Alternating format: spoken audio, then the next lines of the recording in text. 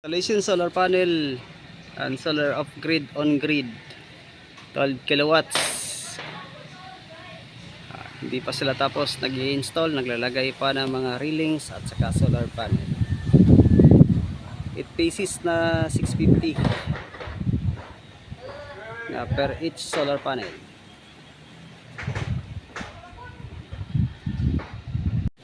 Installation solar 12 kilowatts, 8 pieces o 650 watts solar panel. Location area Moalboal, Cebu. In Iba store. Meron pa siya mga lodging house. Lahat yan covered by solar.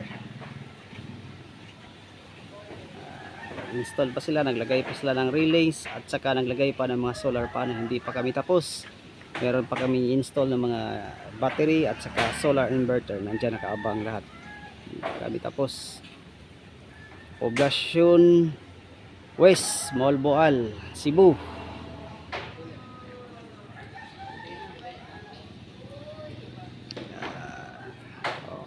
Latag pa sila ng solar panel.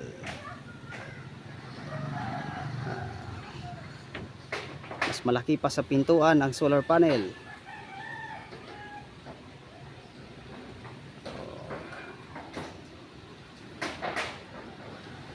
Installation solar 12 kilowatts daily, 8 pieces of solar panel, 4 pieces of battery, 200 each taga isa sa battery.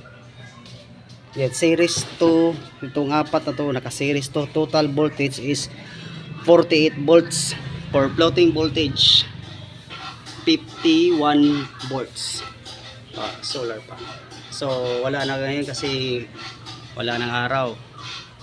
Is 5 o'clock ng hapon na. So ayan, katapos lang namin nag-installation. So meron siyang 99% sa battery. So ang voltahe na battery is 52. So sa solar panel, so 250 watts na lang ang na-harvest kasi alas 4 na ng hapon na.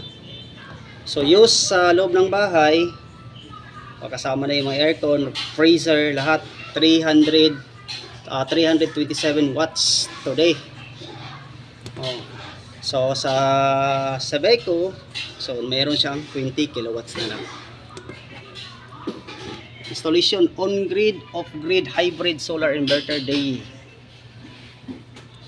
Yan.